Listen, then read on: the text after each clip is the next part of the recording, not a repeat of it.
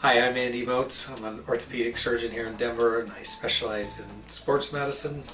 Did most of my training here in Colorado, although I did my sports medicine training at the University of Wisconsin. Almost always torn menisci are treated surgically because they don't heal on their own. Sometimes the tear is small enough that you can tolerate it, it doesn't give you problems, and so you can go with it for a while. But the tendency is they tend to get bigger and bigger over time. So if we can treat them when they're smaller or repairable, it's better. So most of these are treated surgically. There's two main types of treatments for meniscal cartilage injuries. Repairing them, where we actually stitch back the tear, or doing a meniscectomy, where we remove it.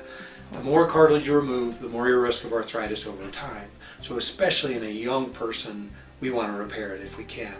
A little more time rehabbing if we repair it, because we have to allow it to heal. If we just trim out the torn cartilage, you can get back as soon as you feel like you can. With a repair, it's usually more in that 12-week range, because we have to allow that cartilage to heal.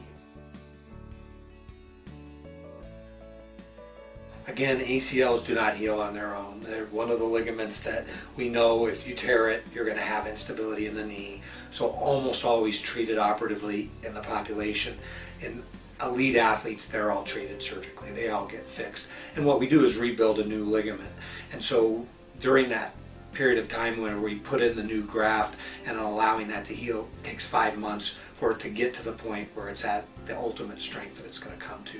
So that's a 5-month rehabilitation. Most people will tell you it's a year before they feel normal. So even though we let them ski 5 months after the injury, they would tell you it's really not until that following season they feel normal doing their sport.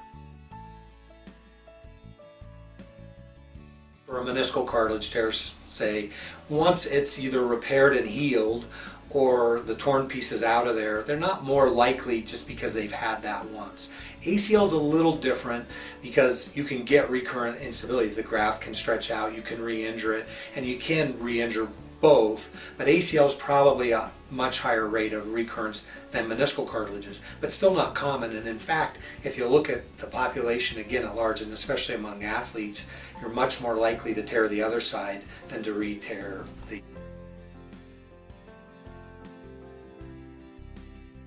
Yeah, I'm an optimist, and so I always would do everything I could to get an athlete back performing. I think the thing that's going to most determine for me that you should not do this anymore is if you have surface cartilage injury. So a traumatic arthritis where you've already lost some of that covering of the end of the bone, where every time you're landing you're going to make that arthritis worse. But there's very few ligament injuries or meniscal cartilage injuries in this day and age that I would say there's no way you're going to be able to go back. I would say to almost every one of those athletes, I think we can get you back where you can get back to your sport.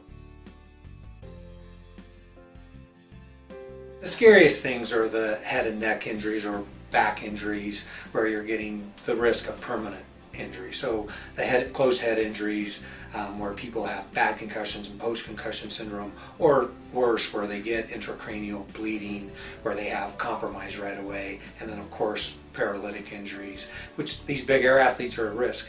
For me, covering these types of events, those are the things that scare me much more than the extremity injuries, is head and neck. When you're doing it at this level, the big air, the high speeds, the most important thing, and it's true for the recreational skier too, is to be as prepared as you can going into it. So make sure that your strength is there. So do some off-season training and get yourself in the best position so that you minimize your risk of injury. And in the recreational skier, the thing where we see the most injuries is late in the afternoon where people are fatigued.